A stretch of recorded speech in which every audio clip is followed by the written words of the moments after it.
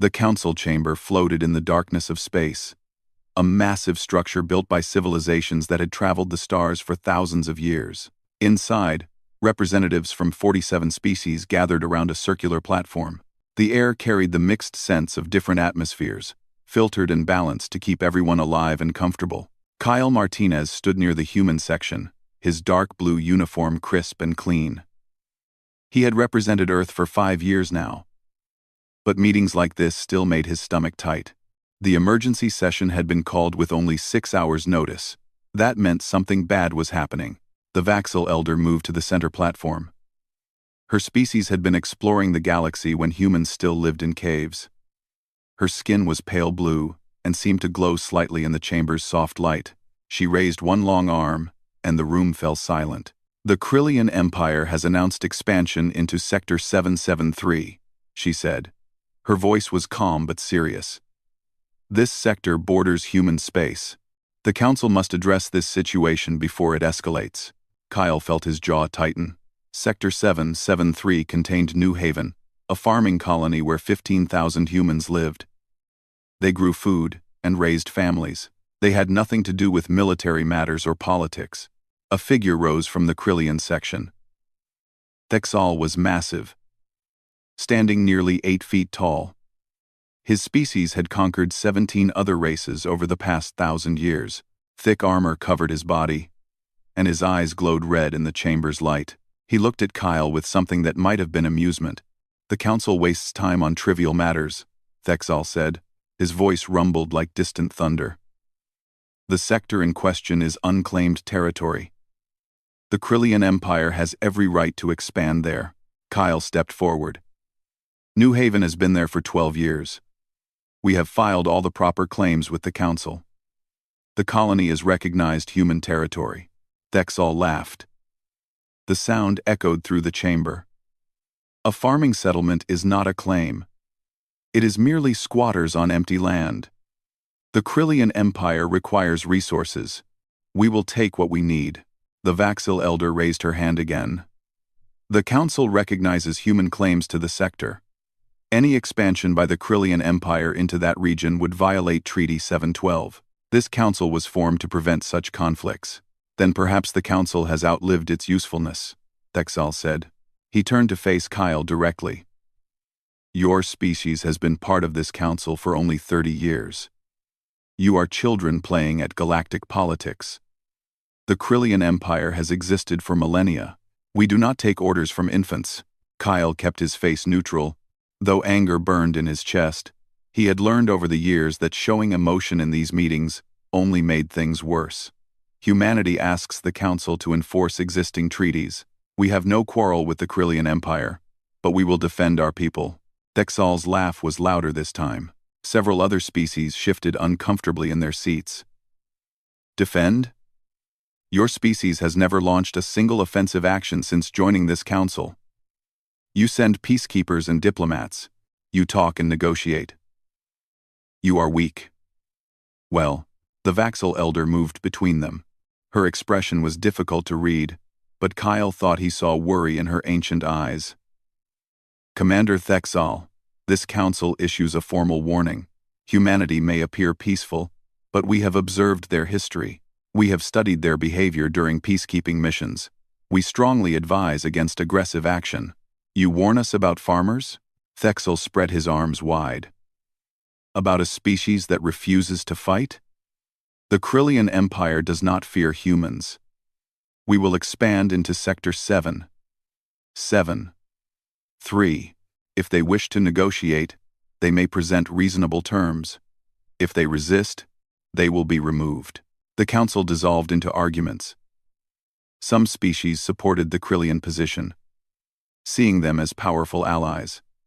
Others defended humanity, but their voices were quieter, less certain. Kyle listened to it all, his mind racing through options and outcomes. After 3 hours, the council session ended without resolution. The Krillian Empire would proceed with their expansion. The council could do nothing but issue warnings and hope for peaceful negotiation. Kyle walked back to his quarters in the diplomatic section. The hallways were quiet at this hour. most representatives already asleep or working in private.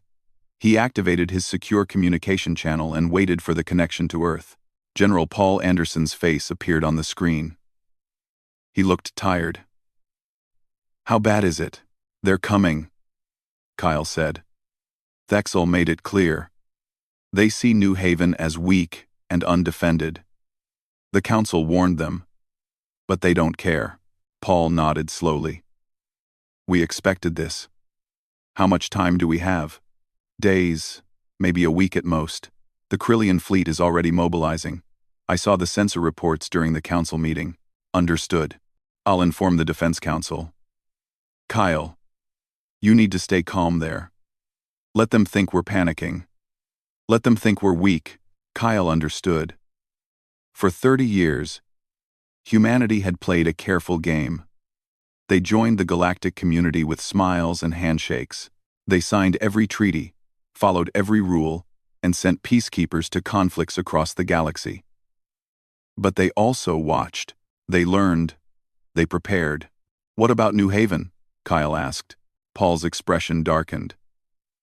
"Captain Ryan Walsh is there with his defense force. 300 soldiers against whatever the Krillians send. He knows the situation. He'll do what he can." The connection ended. Kyle sat in the darkness of his quarters, thinking about the families on New Haven. Children playing in fields of alien grain. Parents working to build a better life far from Earth. They had no idea what was coming. 4 days later, the Krillian fleet arrived at New Haven. 20 warships against a farming colony with basic defenses. Captain Walsh and his soldiers fought with everything they had. They destroyed 2 Krillian ships and damaged 5 others. But it wasn't enough. The battle lasted 3 days. Walsh sent constant updates back to Earth. His messages grew shorter as time passed. The defense positions fell one by one. The civilians tried to evacuate. But Krillian fighters hunted the transport ships. Some made it to the outer planets. Many did not. On the 3rd day, Walsh sent his final message. "We held as long as we could. Tell Earth what happened here. Tell them the Krillians showed no mercy. They fired on hospitals. They targeted schools. This wasn't war. This was murder." Then, silence. The Krillian Empire broadcast their victory across all galactic channels. Thexal himself appeared on the transmission, standing in the ruins of New Haven's central hub. "Let this be a lesson to all who question Krillian expansion. Resistance is futile. Humanity had a chance to negotiate. They chose defiance. This is the price." Kyle watched the broadcast from the council chambers.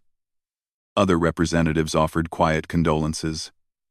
Some avoided looking at him entirely. The Vaxil elder approached him after the broadcast ended. "We warned them," she said softly. "We told them not to provoke your species." The United Earth Defense Council met in a secure facility buried 3 miles beneath the Rocky Mountains. 24 men and women sat around a table made of dark wood, their faces lit by holographic displays that showed star maps and fleet positions. Outside, the world waited for news. Inside, humanity planned its response. Admiral Lisa Chen stood at the head of the table. She was 53 years old and had spent 30 years in Earth's defense forces. She had gray streaks in her black hair and lines around her eyes from years of studying screens and star charts. She pressed a button, and the holographic display changed. 3,217 confirmed dead at New Haven, she said. Her voice was steady but cold. Another 800 missing, presumed dead. The Krillians broadcast their victory 6 hours ago. They expect us to negotiate or surrender the border systems. What are our options? Asked Senator Greg Palmer. He was new to the Defense Council, appointed just 3 months ago. He looked pale and shocked. Lisa pressed another button. The display showed the Krillian Empire, a vast territory spanning 12 star systems. Red dots marked military installations, shipyards, and command centers. There were hundreds of them. "We have been mapping Krillian space since the day we joined the Galactic Council," Lisa said. "Captain Ashley Brooks has been running our intelligence operations." "Ashley, please brief the council." A woman in her 40s stood up. Ashley had sharp eyes and moved with precise efficiency. She had spent 15 years in military intelligence, most of it studying potential threats to humanity. For 30 years, we have maintained a network of stealth observation posts throughout this sector of the galaxy. We have monitored every species that might pose a threat. The Krillians have been our primary focus for the past decade. The display zoomed in on specific locations. We know the location of every Krillian military base. We know their fleet compositions, their supply routes, their communication protocols. We have tracked their patrol patterns and mapped their defense networks. We know where their ammunition is stored, where their ships are built, and where their commanders sleep at night. Senator Palmer stared at the display. This level of detail. How did we gather all this without them noticing? Ashley smiled slightly. They were not looking. The Krillians see us as weak because we have never launched a major offensive. They think peacekeeping missions and diplomatic negotiations mean we lack the capability for war. They confused our choice for peace with inability to fight. They made a mistake, Lisa said. Now we make them understand that mistake. The display changed again, showing a tactical overview. This is Operation Silent Thunder. We will strike 73 targets simultaneously across Krillian space. Each strike will destroy critical military infrastructure, shipyards, communication relays, ammunition depots, command stations, and forward operating bases. 73 simultaneous strikes? Palmer looked stunned. How is that possible? Bolduus. Coordination and timing. Lisa explained. The Krillian command structure has a weakness. It takes exactly 14 minutes for them to relay orders between their primary and secondary command networks. During those 14 minutes, their military response will be chaotic and uncoordinated. We will strike every target within that window. Commander Jake Peterson stood up. He commanded Earth's Third Fleet and had been preparing for this operation for 2 years. Every ship has specific orders. We know exactly how many vessels we need for each target. We know the defensive capabilities and response times. There will be no wasted effort, no excess force. Each strike team will hit their target and withdraw before Krillian reinforcements arrive. What about civilian casualties? Asked another council member, Dr. Helen Garcia. She represented the civilian government and looked worried. Ashley pulled up another display. This one showed detailed maps of Krillian installations with surrounding civilian areas marked in blue. Every target has been chosen to minimize collateral damage. We are targeting military assets only. Our weapons will be precisely calibrated. The Krillians killed our civilians deliberately. We will not do the same. Some will say this is revenge, Palmer said quietly. Lisa turned to face him. This is not revenge. Revenge is emotional and sloppy. This is a measured military response designed to eliminate the Krillian capacity to threaten human colonies. We will destroy their ability to make war while demonstrating that we could have done far worse but chose restraint. The Galactic Council will protest, Palmer said. Let them, Lisa replied. The Vaxil elder warned the Krillians. The Council issued formal warnings. The Krillians ignored them all and attacked our people anyway. We will follow the same rules they followed. We will strike military targets. And when they surrender, we will accept. The Council voted. 22 in favor, 2 abstaining. Operation Silent Thunder was approved. Within 2 hours, Earth's fleets began moving out. They left from bases on Luna, Mars, and the orbital platforms around Earth, 73 strike forces, each one precisely sized for its mission. No grand announcements, no declarations of war, no demands. The ships simply disappeared into faster-than-light travel. Jake stood on the bridge of the EDS Columbia, his flagship. Around him, officers worked at their stations with calm efficiency. They had trained for this operation dozens of times in simulation. Now it was real. All strike forces report ready, said Lieutenant Karen Hughes from the communications station. We are synchronized and on schedule. Jake looked at the countdown timer. 23 hours until the first strike. Maintain communication silence until we reach the target zone. All ships proceed as planned. In another part of the fleet, Captain Nicole Sanders checked her squadron's readiness.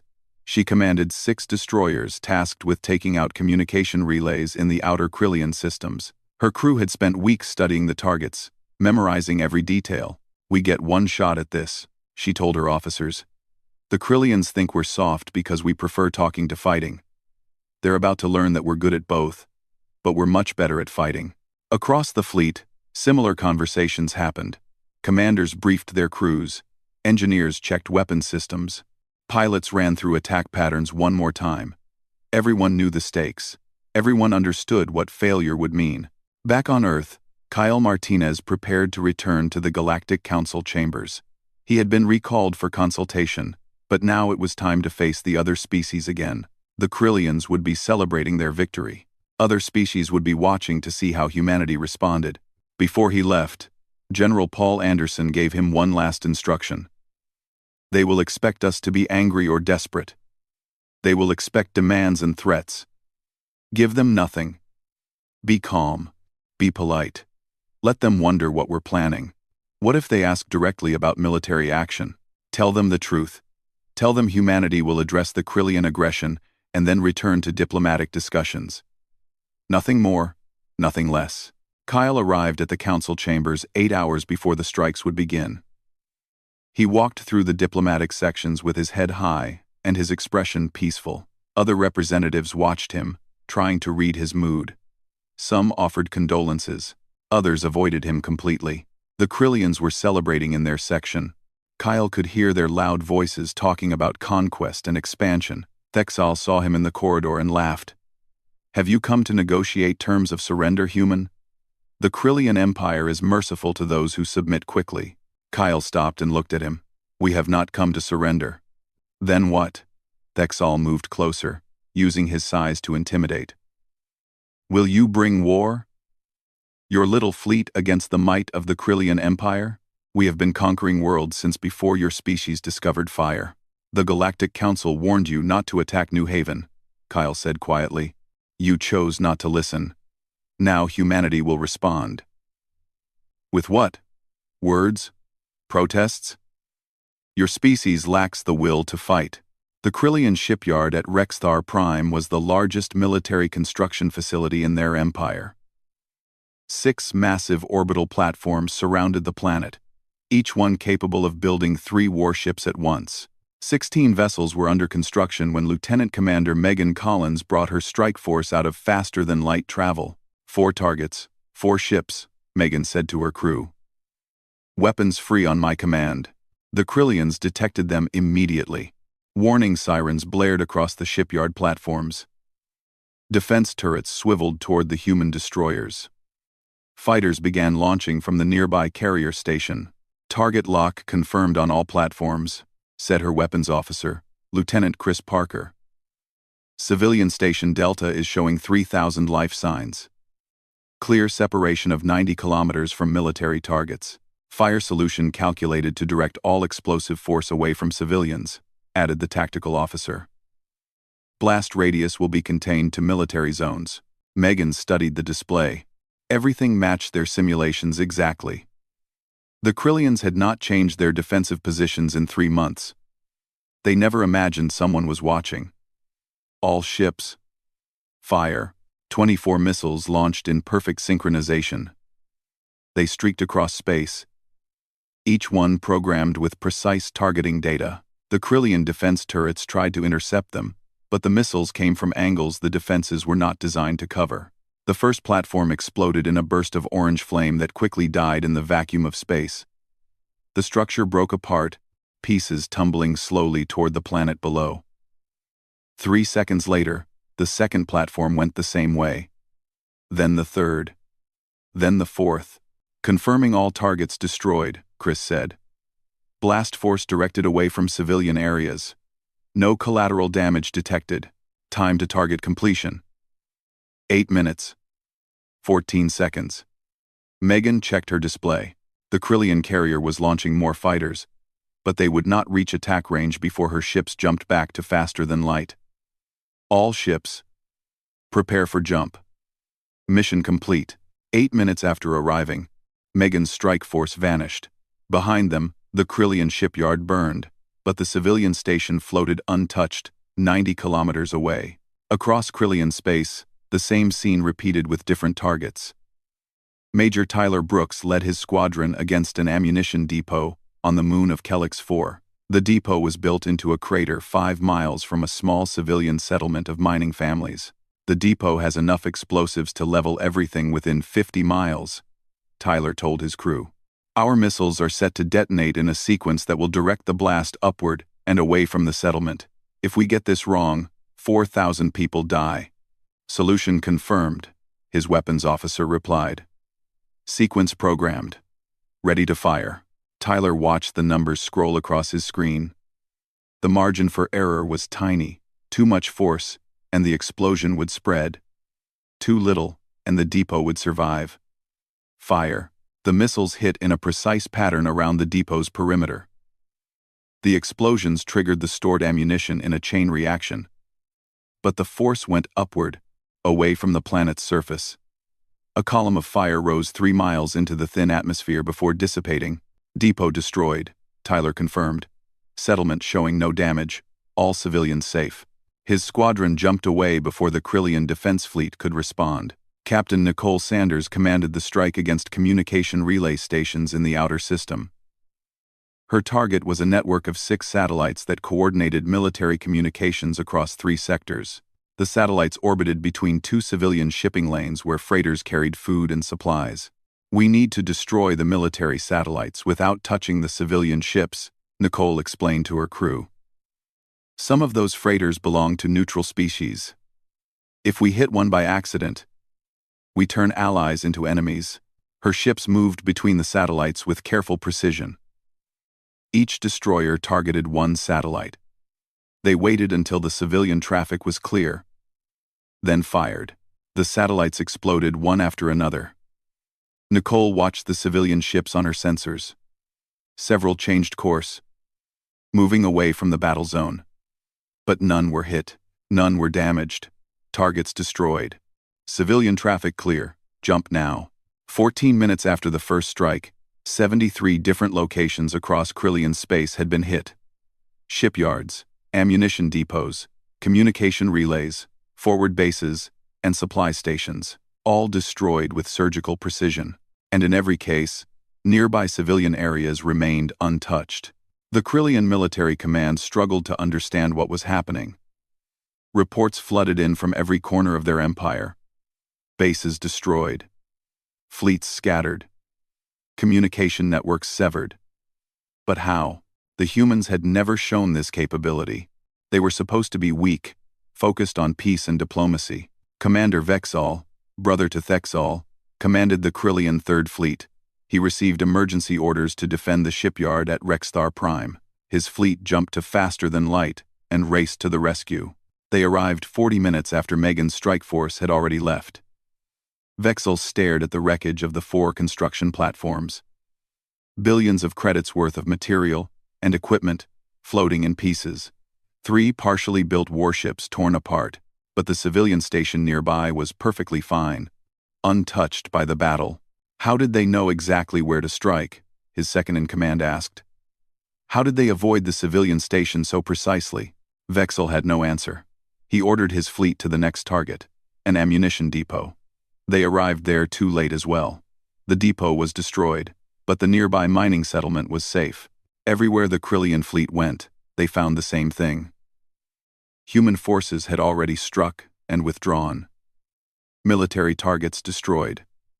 Civilian areas untouched. The precision was terrifying because it showed capability and restraint in equal measure. At the Krillian High Command Station, military leaders gathered in emergency session. General Kreschel looked at the damage reports with growing horror. More than 70 targets hit in 14 minutes, coordinated strikes across their entire empire, 0 civilian casualties from human weapons. They have been watching us, he said slowly. For how long? An intelligence officer pulled up data files. Analysis suggests years of observation. They knew our defensive positions, our patrol routes, our communication protocols. They knew exactly when and where to strike for maximum effect. How many ships did they use? Best estimates suggest they used exactly the minimum force required for each target. No wasted ships, no excess firepower. Each strike force was precisely sized for its mission. Creshaw felt something he had not experienced in his long military career. Fear. Not fear of dying in battle. Fear of an enemy that had studied them so thoroughly, planned so carefully, and struck with such perfect timing. What are our casualties? Military personnel losses are estimated at 40,000 across all strikes. But General, they could have killed millions. They had clear shots at civilian centers. They deliberately avoided them. That was what frightened Creshaw most. The humans had shown they could strike anywhere in Krillian space. They had proven they knew every weakness in the Krillian military, but they had carefully avoided civilian targets. That level of restraint from a species seeking revenge was deeply unsettling. They want us to know they could have done worse, he said. This is a message.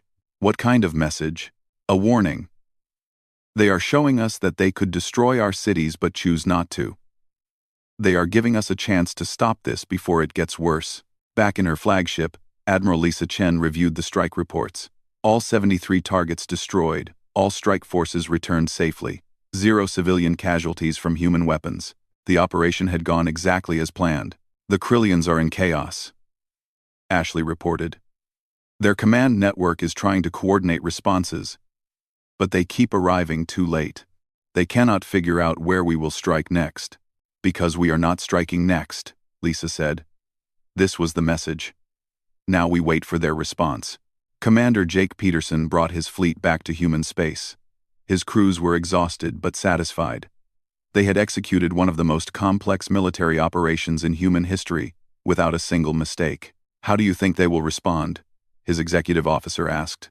Jake looked at the star charts showing Krillian territory. They have 2 choices. They can escalate and face more of the same, or they can accept that they made a terrible mistake and withdraw. We showed them Admiral Lisa Chen sat in the war room 3 miles beneath the Rocky Mountains and watched the operation unfold with the precision of a carefully wound clock. 73 different screens showed 73 different strike zones. Each one updated in real time as human forces executed their missions. Strike Force 7 reports target destroyed, said Captain Ashley Brooks from her intelligence station. Ammunition depot at Kellix 4 neutralized. Civilian settlement confirmed safe. Force jumping to faster than light in 10 seconds. Strike Force 23 confirms shipyard destruction at Rextar Prime. Another officer called out. All platforms destroyed. Civilian station Delta untouched. Force has jumped away. Lisa watched the timer counting down in the center of the room. 14 minutes. That was the window. That was all the time humanity needed to cripple the Krillian military across their entire empire. Years of planning. Months of simulation. Thousands of hours of intelligence gathering. All of it coming together in 14 perfect minutes. Strike Force 41 reports communication relay network destroyed. No civilian casualties. Mission complete. Strike Force 62 confirms forward operating base destroyed. Krillian response fleet still 30 minutes away. Our ships are clear. The reports came in like clockwork. Each strike force hitting its target, causing maximum damage to military infrastructure, and withdrawing before Krillian reinforcements could respond. The timing was so precise that Lisa felt like she was watching a symphony being performed. How are the Krillians responding? She asked. Commander Brandon Hayes looked up from his station. He ran the intelligence monitoring center that tracked Krillian military communications. They are in complete chaos, Admiral. Their command structure is trying to mobilize fleets, but they cannot decide which targets to defend. By the time they identify a strike location, our forces are already gone. Show me their command network. Brandon pulled up a display showing Krillian communication patterns. Normally it would show organized lines connecting different command centers in a clear hierarchy. Now it looked like a spider web after a storm, lines crossing and tangling as different commanders tried to coordinate responses. They are using their emergency protocols, Brandon explained. But those protocols were designed for threats from a single direction. We are hitting them everywhere at once. Their system cannot handle it. What about their high command? Multiple urgent transmissions between their command station and field units. They are trying to understand what is happening. Some of their commanders think this is the opening move in a larger invasion. Others think we are trying to distract them from our real objective. Lisa smiled slightly. They still do not understand. This is not a distraction. This is the objective. We want them to know we can hit them anywhere while harming no civilians. The timer reached 10 minutes. 3/4 of the strike forces had completed their missions and jumped back to faster-than-light travel. The remaining teams were finishing up their attacks. Strike Force 12 reports command center at Vex's station destroyed. Station's secondary systems show no civilian casualties. Mission complete. Strike Force 34 confirms supply depot destroyed. Civilian freighter traffic in the area reported no damage. Force withdrawing now. Lisa stood and walked to the main display. It showed the entire Krillian Empire with red markers indicating each strike location. 73 red markers scattered across 12 star systems. Each one represented a carefully chosen target that would cripple Krillian military capability without harming civilians. All strike forces report mission complete, Ashley said. 0 casualties on our side. 0 civilian casualties from our weapons. All military targets destroyed as planned. The timer hit 14 minutes and stopped. Operation Silent Thunder was complete. Now comes the important part, Lisa said. She pressed a button on her console. Captain Danny Morrison, you are cleared for final strike, far across space. Captain Danny Morrison sat in the cockpit of a stealth ship that no sensors could detect. He had been waiting in orbit around the Krillian homeworld for 6 hours. Invisible and patient, his mission was different from all the others. He was not there to destroy anything. He was there to deliver a message. Approaching High Command Station, Danny said to his small crew. Preparing to transmit. The Krillian High Command Station orbited their homeworld, a massive structure where the Empire's military leadership planned their conquests. Danny's ship drifted closer, using the station's own sensor shadow to hide its approach. Connection established, his communications officer said. We have direct access to Commander Thexal's personal console. Send the package. The transmission lasted less than 3 seconds. In that time, Danny's ship uploaded detailed information about every Krillian military asset in the Empire.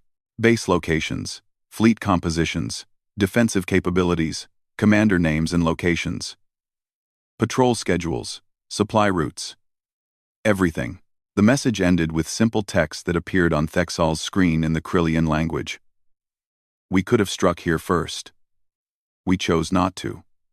Consider this restraint a one-time courtesy. Withdraw from New Haven immediately. Package delivered, Danny confirmed. Jumping to faster than light now. His ship vanished before the Krillians even knew it had been there. Inside the High Command Station, Thexal stared at his console screen. The text message glowed in front of him. Below it, files upon files of classified military data, information that should have been impossible for humans to acquire. Details that showed humans had been watching the Krillian Empire for years, possibly decades. He opened one file at random.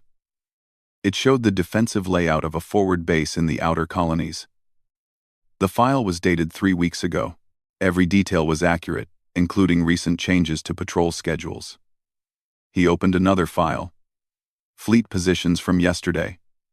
Perfect accuracy. General Kreshal entered the command center.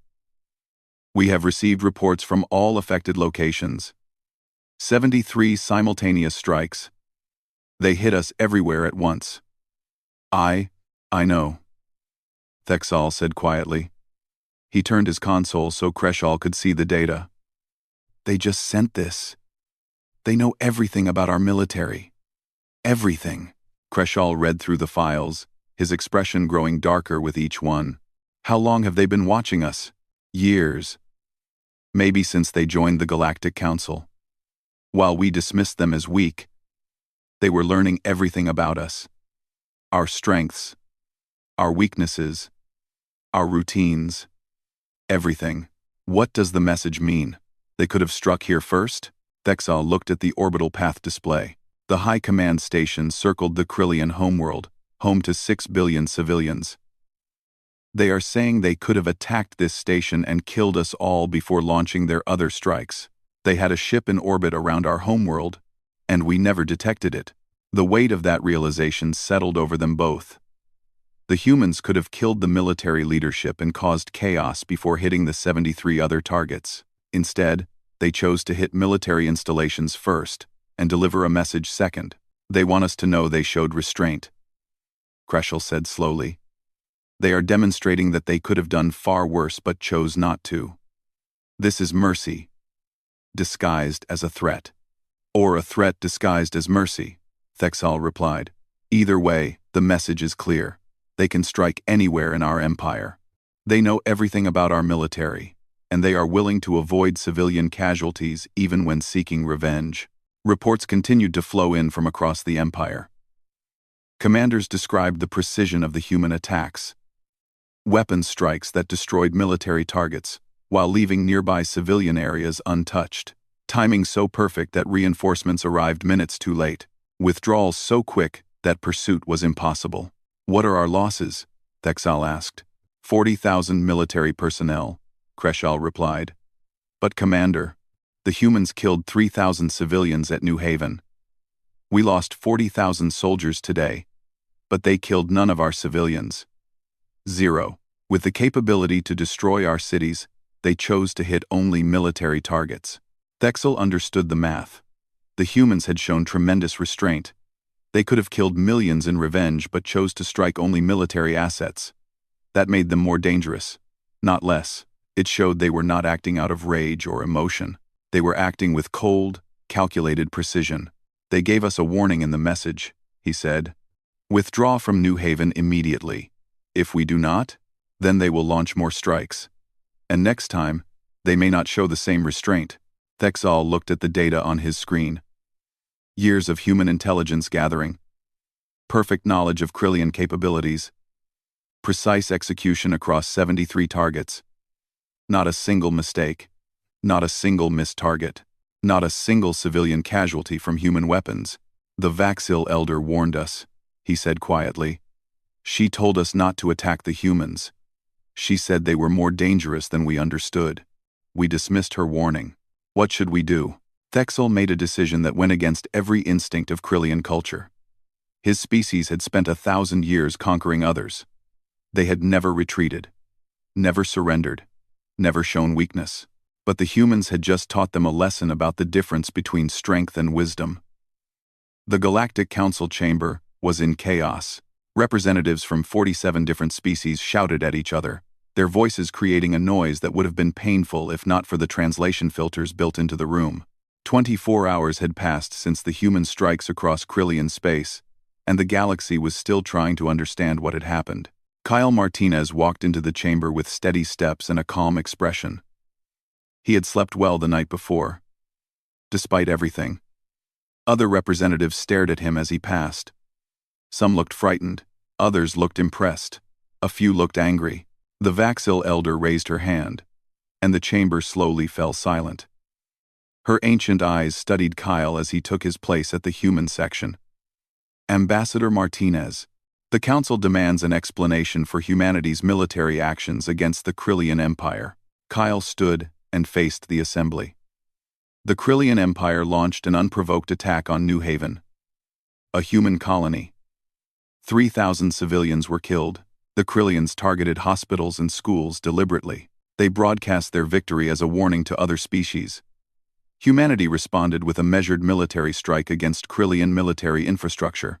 Measured. The Brennix representative stood up, his scales rattling with agitation.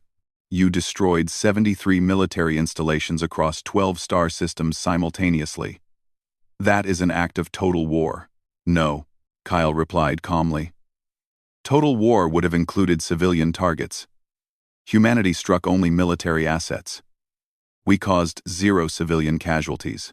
The Krillians, by contrast, deliberately killed our civilians. There is a significant difference. The Krillian representative, a minor official since Thexal had not returned to the council, stood shakily. You have crippled our military. You have shown that you can strike anywhere in our empire. This is an act of aggression that demands punishment. Kyle turned to face him directly. Your military attacked our colony first. This council issued warnings.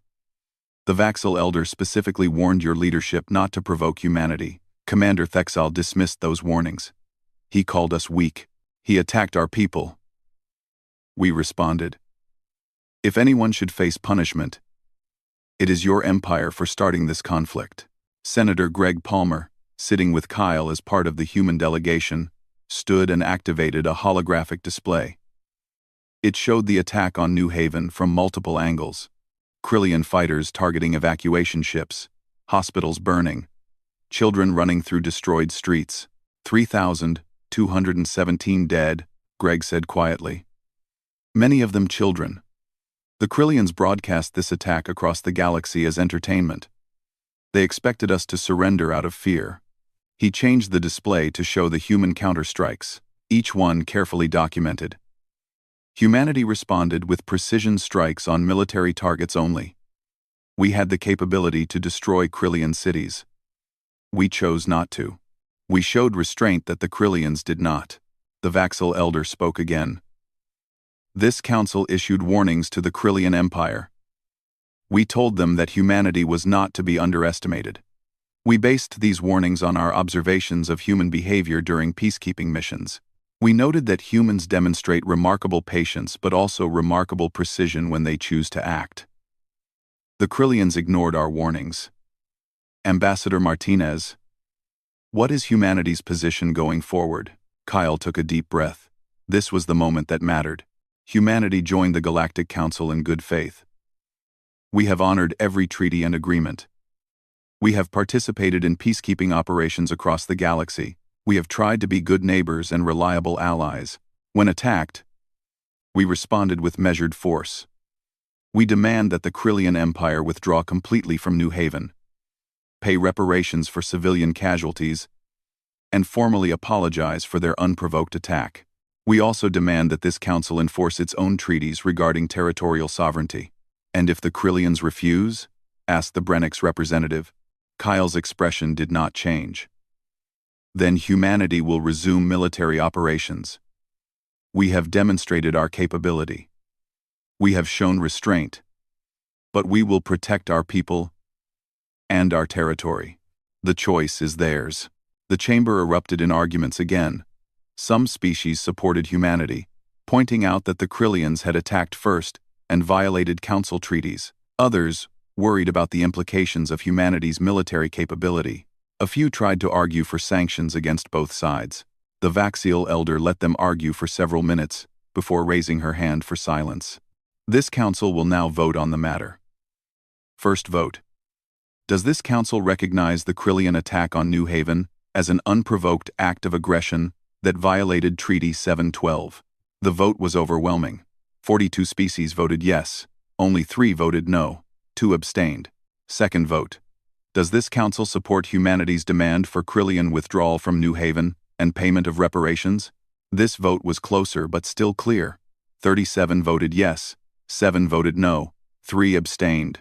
The Krillian representatives stood in shock. The council votes against us? After 1,000 years as members? This is outrageous. The Vaxil Elder fixed him with a cold stare. Your empire attacked civilians deliberately. Humanity responded by destroying only military targets. The difference is clear. This council was formed to prevent exactly the kind of aggression your empire demonstrated. The vote stands. Within 48 hours, the Krillian Empire issued a formal statement. They would withdraw from New Haven immediately. They would pay reparations to the families of those killed. They would issue a public apology. The invasion was over, but in private, Krillian military analysts wrote classified reports that would be studied for generations. They analyzed every aspect of the human strikes. The precision, the timing, the intelligence gathering, the restraint. They reached a unanimous conclusion: never engage humanity again. One report, written by General Kreshal himself, was particularly blunt. The humans spent 30 years preparing for a war we thought would never come. While we assumed their peace-seeking nature meant weakness, They were mapping our empire, learning our tactics, and planning precise responses to every possible scenario. They demonstrated patience at a level we cannot comprehend. Any species that can prepare for 30 years before striking with perfect precision is not an enemy we can afford to have. Kyle met privately with the Vaxel elder after the council session ended. She had requested the meeting, curious about humanity's long-term plans. "You have changed the balance of power in this region of space," she said. "Other species now know that humanity has significant military capability. Some will fear you. Others will seek your alliance. How will humanity respond to this new dynamic?" Kyle thought carefully before answering. "We did not want this. We joined the council hoping to build peaceful relationships with other species. We still want that, but we will not allow other species to mistake our preference for peace as an inability to defend ourselves. Your intelligence gathering was remarkable. How long have you been monitoring the Krillians?" "Since we joined the council, we monitored every species that might pose a threat, not because we wanted to attack anyone, but because we learned hard lessons in our own history. On Earth, we fought wars for thousands of years before reaching the stars. We learned that being unprepared leads to disaster. So we prepared." The elder nodded slowly. "You learned something else as well. You learned how to fight without becoming monsters. The Krillians killed civilians deliberately. You could have done the same in revenge. Many species would have, but you chose precision over rage. That is the most impressive aspect of your response. We tried to show that humanity values life, even enemy life. We hoped that message would be understood. It was understood. Every species in this council saw the difference between the Krillian attack and the human response. You have established a reputation. The question is whether you can maintain it." Kyle smiled slightly. "We hope we never have to use these capabilities again. But yes, we can maintain it.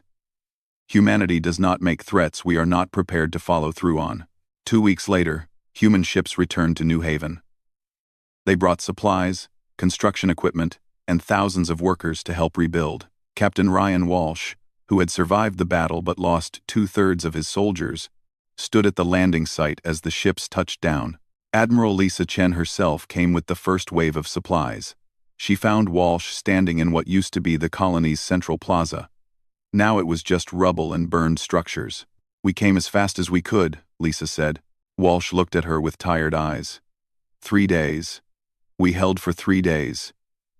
It was not enough. It was more than enough. You gave us time to respond. You showed the Krillians that humans do not give up easily. You honored every person who died here by fighting until the end. The families want to know if we are safe now, if the Krillians will come back." Lisa looked at the ruins around them.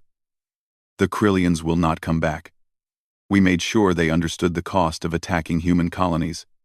But yes, we are making changes. We are increasing defenses at all border colonies. We are expanding our early warning systems. We are making sure that what happened here never happens again. I heard about the strikes. 73 targets in 14 minutes. 0 civilian casualties on their side. Is that true?" "It is true. We could have destroyed their cities. We chose not to. We wanted to show the galaxy that humanity fights when necessary, but does not lose its values in the process." Walsh nodded slowly. "The people here, the survivors, they need to hear that. They need to know that we did not become the monsters who attacked them." Reconstruction of New Haven took 6 months.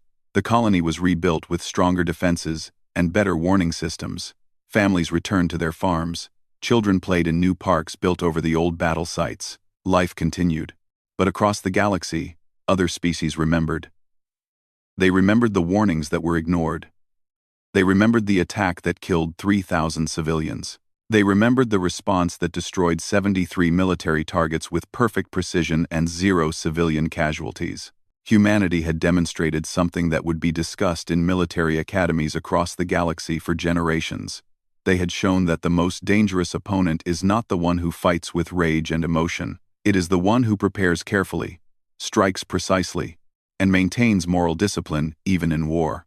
The Krillian Empire remained a powerful force in the galaxy, but they never expanded toward human space again. When asked why in diplomatic settings, Krillian representatives would simply say they had reconsidered their strategic priorities. But in private military briefings, the truth was simpler. Humanity had taught them the difference between strength and wisdom. Kyle Martinez continued serving as humanity's ambassador to the Galactic Council. He built relationships with other species, negotiated treaties, and worked to prevent future conflicts. But every representative in the council chambers knew that behind the diplomatic smile was a species that had shown it could respond to threats with unthinkable precision. Years later, a young ambassador from a newly joined species asked Kyle about the events at New Haven. "Is it true that humanity destroyed most of the Krillian military in just 14 minutes? Kyle smiled.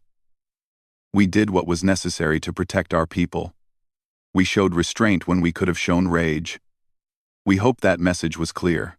"It was clear," the young ambassador said. "Every species studies what happened." The council issued a warning. The Krillians ignored it. And humanity responded with unthinkable precision. It is taught as a lesson in my world's diplomatic academy. The lesson is simple.